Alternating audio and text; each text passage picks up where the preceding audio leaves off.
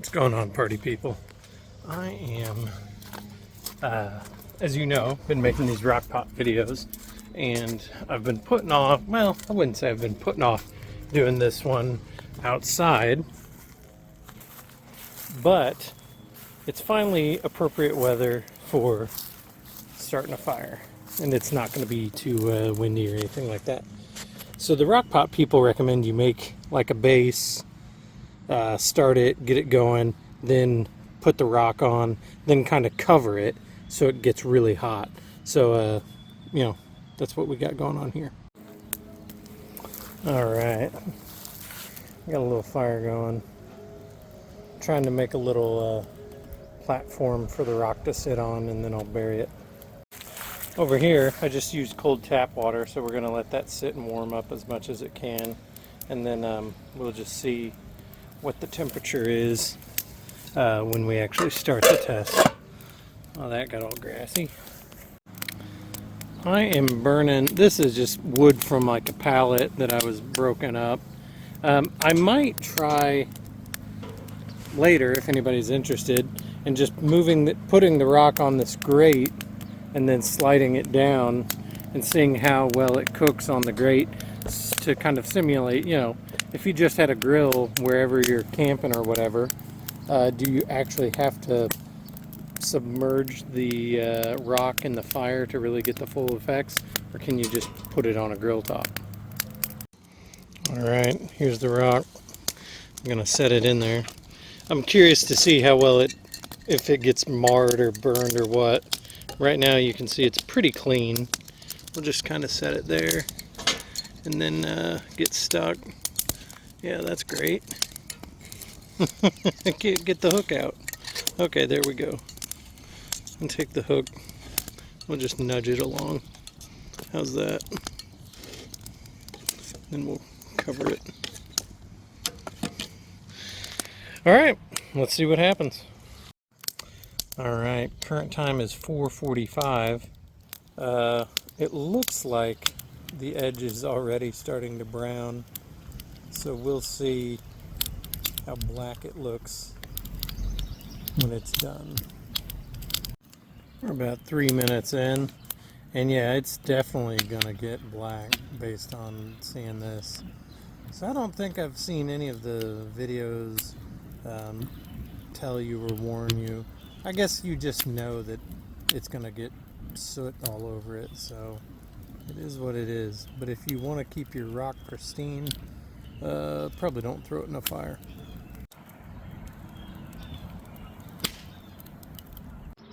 Alright, we're about 5 minutes in. We'll see if we can't get a temperature reading. Right there. Oh wow, that's hot. So right there is where it's on the rock. 600. Let's try to go to like, oh yeah, that's it's cooking up good.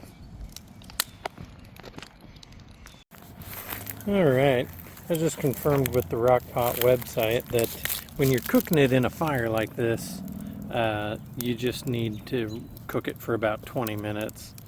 And then we'll use the little thing to check it, and we'll use the infrared thermometer as well to check the temperature.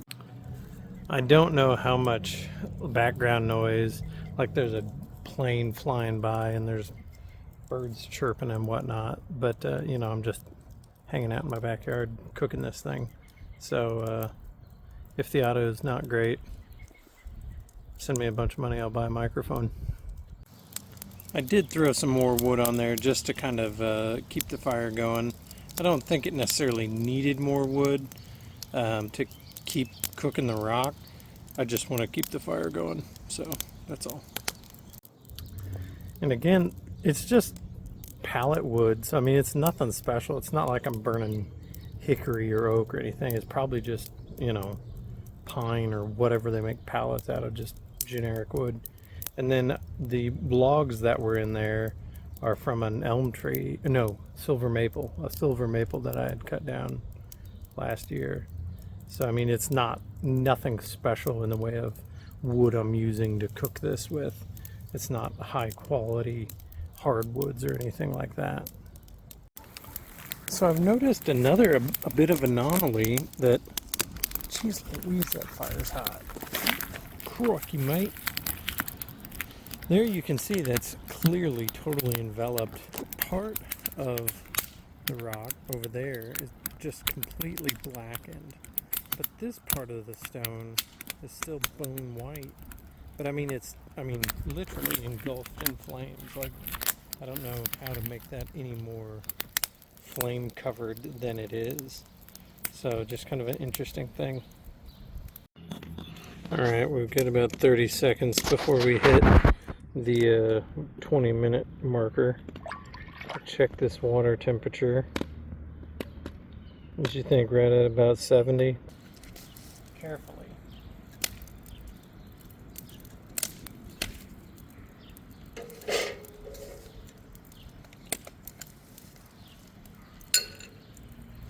Set that guy on there. Alright. That's doing its thing. Let's not scrape it across that grate. That sounds like a bad idea. Let's kind of stoke this fire a little bit to keep it cooking from underneath at a minimum. Yeah, you can see the one side got super black. Oh yeah, that's every bit of 700. How about over here? Oh, that can't be right. Jeez Louise. Yeah, about 1,000. That's in the danger zone. I did lower this grate a little bit to let it keep on cooking a bit while that oven thermometer comes up to temperature. The only reason I'm doing this is because most people aren't going to have a infrared thermometer that they're just carrying around for this. So all they'll have is that little thermometer there, and so it'll just be interesting to see how long it takes or what temperature it stops at, even though this is saying it's 650 degrees or so.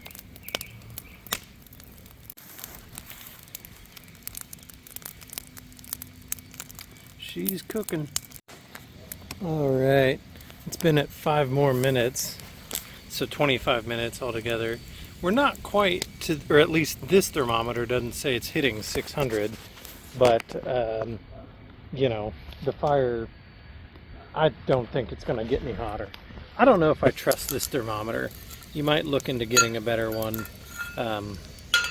if you're only going to rely on that. So anyways, let's grab this, gingerly set it there, and then set the pot of water in. Sorry, somebody's dog is going crazy in the background, and it's just like, it is what it is. That's what dogs do. The birds won't stop chirping. It's just a beautiful day. Anyways, what's the deal with all this? Anyways, so I was sitting here thinking, just waiting for this timer to go to check the temperature on this. Still got a little fire going. Still cooking a little bit. I was thinking about kind of the philosophy of use, so to speak, of what would you use the Rockpot for, and just so far what I've actually used it for was a like a tailgating party type of thing. If you're going tailgating, that's a good use for it.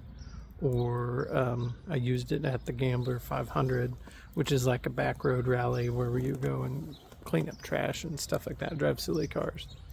But I think those are the two big types of essentially the scenarios that you would use this. It's so the 7-quart size means you're feeding quite a few people. This is not just like 1 or 2 people. It's like you're feeding a small crowd. And so if you've got say you do like a family reunion out at a park somewhere, or like a birthday party or something, where you won't necessarily have a shelter that you can plug a crock pot or something in, something like that, or any kind of like music festival where you're gonna be, like a couple days, there's like 2-day concerts or something like that. It would be good to just have it prepared, and then it'll at least get you through the first night. And I suppose you could, throw the stone back on a fire, and then bring whatever other food, hot dogs or something. That's another thing I'd like to test is bratwurst and hot dogs, maybe some chili. We'll see. But anyways, something like that. So I guess you could do that, and it would work fine. If you're out in the middle of nowhere, or like, say the hurricane rips through or something, you don't have any power. I'm kind of divided on that thought, in that it's like, okay, if you have a grill, you can just grill whatever food you're fixing to eat. But getting the grill going and getting the coals hot is kind of a process. So if you can, at lunchtime, cook your whatever you're cooking, and then also throw the rock on there side by side while you're cooking, and then when the rock finally hits temperature, just throw it in there with your baked beans or whatever. You'll at least have dinner sorted out, and so that'll be free time to clear debris or whatever it is you're doing, recovering from a storm. But and so I mean, they also like to argue that it would be good for like power outages or whatever, and it's like it's kind of that same concept, that if you say your power goes out and you don't have a gas stove, you just all electric, you could go out back and grill whatever, assuming it's not like a region wide. That being said, recently in the news, entire countries or massive parts of countries lost power. Typically power outages are localized, and so it's like, yeah, you might lose power, but you can still go across town to the grocery store and pick up some steaks or some pork chops or whatever and just go grill. But it's maybe kind of a similar thing. I guess you can put your rock pot in there and have it cooking, so you don't have to drag the grill out again for dinner the next day or whatever. So that being said, if you were gonna get the smaller rock pot, I don't know that I would. I would go with the Stanley. The Stanley Camp Crock seems to be infinitely better as far as that's concerned. I think of the Rockpot kind of as like one of those kitchen gadgets you don't use all the time. It's maybe like a waffle maker or like a toaster. It's like you're not using it every day. A blender, food processor. Most people aren't using those every day. Or even like a nice KitchenAid stand mixer. Sure, there's some people that use them daily, but by and large, they sit in the corner and then you drag it out every once in a while and make cookies or something, right? And so it's kind of like that. All of that having been said, let's take the temperature. It's been right at half an hour. Last time we did this test, this did not fare well. Oh yeah, never mind all the grass. Oh yeah, that's tepid, I'm sure. Wow, do better than that. Come on, man.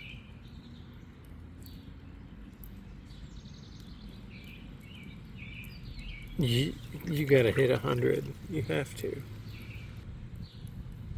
It's been half an hour. It shouldn't be that cold. I mean, it's still 100 degrees. You could wash your hands with it, but I don't know that I would eat it. I think this just goes to prove that you really do need to heat up the liquid or whatever it is you plan to eat simultaneously, or this is just not gonna work. 100 degrees, we'll say. Right around 100 anyways. My neighbor just came home, and it reminded me that he's in scouting, and this would probably be, he goes camping quite a bit, and that's probably a perfect situation, is if you've got a scout troop of, I don't know how many kids are in his thing, I don't know, but 7 quarts can feed quite a few people, especially if it's just like a side item of beans or whatever. Beans are kind of like my go-to thing. I like my beans. So, but whatever. It could be some kind of casserole. I hear you can even bake bread in it. My friend Bruce, he does the sourdough thing, so maybe I'll bend his ear about baking some bread in there. We'll see how that turns out. Overall, I think the Rockpot has worked fine. It's done pretty much what it's designed to do. Maybe not, I don't know that I'd call it a cooker as much as a keep warmer. I wouldn't rely on it to get the food hot enough, but to keep it hot, sure. It's been right at an hour. I don't even know why I'm still testing this. We'll see. Oh yeah, the water's, it's warm. Yeah, almost to 110. So as I was saying, I think the Rockpot has its place for people who do outdoorsy events and things that are going to be, you know, festivals and maybe like church functions, things like that, that are going to be outside more than, you know, where power is not necessarily accessible, tailgating and that sort of thing. And I suppose maybe even like emergency preparedness, you could try to work that caveat in. But I think what I don't like about the marketing is how they try to bump it up. Like in one video, they say it's waterproof. We've decided it's not. It might be leak resistant and maybe waterproof in the sense that if it rains, it's not going to get, you know, it's not got power or something. But it's not waterproof in that if it falls over, it's going to leak, guaranteed. It is pretty stable though, so it's not prone to tipping over. But, you know, if you're backroading or on a boat or something, who knows? So, and I think in some of the videos, they don't do a great job of dispelling the fact that you can't put raw food in it. Unless it's like, I've seen like, they put like hot dogs in there and it's like, okay, the hot dogs are pre-cooked. All you have to do is reheat them, right? And it's like, okay. So, we'll see. We'll do more tests. You keep your eye out for more tests. It's the next morning, and I wanted to show you now that this is cooled. This is what it looks like. I tried to clean this up. I just used some, you know, dish soap and water and a little sponge on it. And so, yeah, that's what it looks like when it's all said and done. Kind of like a burnt moon.